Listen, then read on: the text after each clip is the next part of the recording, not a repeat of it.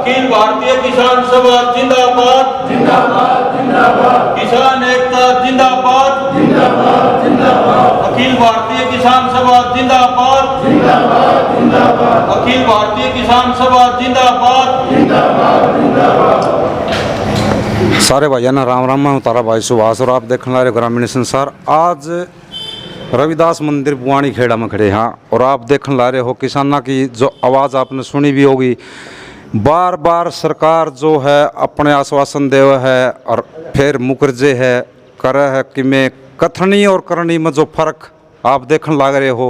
भाजपा सरकार जो मतलब लोगों के साथ कैसा सलूक करने लग रही है, इस बात पर चर्चा करने खातर आज रविदास मंदिर में पहुंचे हैं। और ग्रामीण क्षेत्र में जो भी साथी जुड़ा है उस तक यह वीडियो ज़रूर पहुंचनी चाहिए।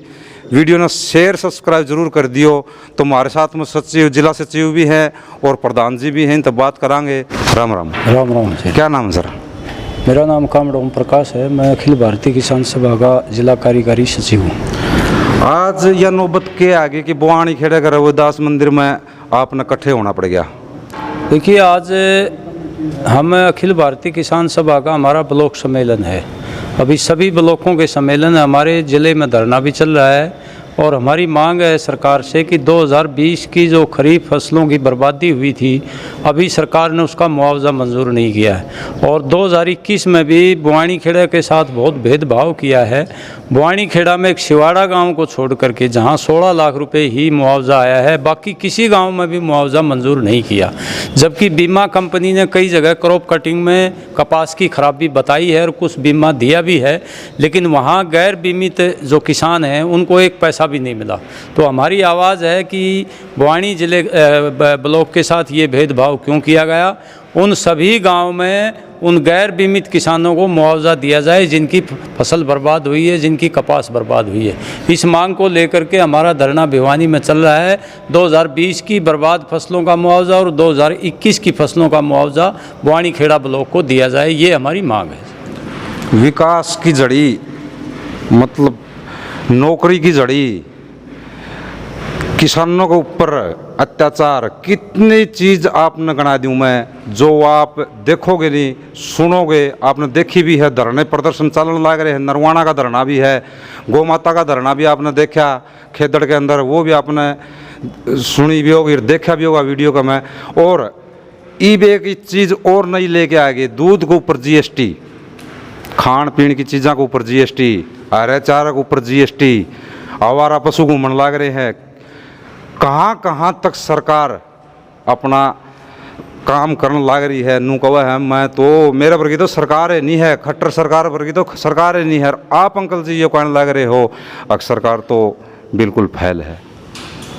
देखिए, ऐसा है, भाजपा सरकार जो खेती का संकट है उसके समाधान की तरफ कोई उसका ध्यान नहीं है और लगातार बेरोज़गारी बढ़ रही है, खेती पर संकट है, महंगाई बढ़ रही है और रोज़गार के कोई व्यवस्था वो कर नहीं रही। सभी महकमों का निजीकरण किया जा रहा है, इवन शिक्षा का भी निजीकरण किया जा रहा है। और सेना में अग्निपथ ले आए, 4 साल के बाद वो घर आ जाएंगे, ना उनको कोई पेंशन मिलेगी ना कोई ग्रेजुएटी मिलेगी।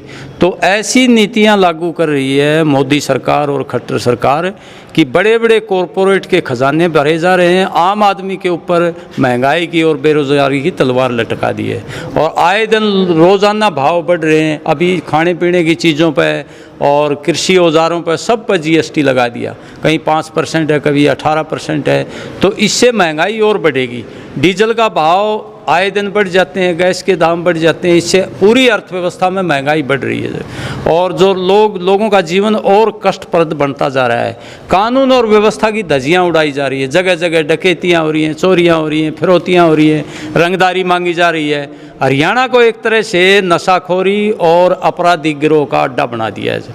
हम ये कहना चाहते हैं हरियाणा सरकार से कि आप भयंकर बेरोज़गारी बढ़ा रहे हो, इससे नौजवानों में नशाखोरी बढ़ रही है और जो है मारकाट बढ़ रही है, कानून व्यवस्था की स्थिति बिगड़ रही है। इस ओर ज़रूर ध्यान दीजिए और लोगों को बिजली पानी की व्यवस्था, लोगों को रोज़गार की व्यवस्था, शिक्षा स्वास्थ्य की व्यवस्था, इन चीज़ों पर ध्यान दीजिए। लेकिन मोदी सरकार और खट्टर सरकार ऐसे ऐसे काम कर रही है जिससे धर्म और जाति का उन्माद बढ़ रहा है, लोगों को आपस में लड़ाया जा रहा है और एक तरह से अराजकता पैदा की जा रही है। तो हम किसान सभा की तरफ से ये मांग करते हैं कि लोगों को संगठित होकर के इन सरकार की जन विरोधी नीतियों के खिलाफ एक बड़ा आंदोलन बनाना चाहिए। और अभी संवैधानिक गारंटी की बात थी एमएसपी की, वो भी सरकार ने मना कर दिया। केंद्रीय कृषि मंत्री ने कहा कि एमएसपी की संवैधानिक गारंटी नहीं हो सकती। हमारे संयुक्त मोर्चे के साथ जो समझौता हुआ था कि लखीमपुर खीरी के किसानों को न्याय दिया जाए, जो दोषी हैं उनको मंत्री से पद से हटाया जाए और तमाम मुकदमे वापिस हों किसानों के, बिजली का निजीकरण वापिस हो।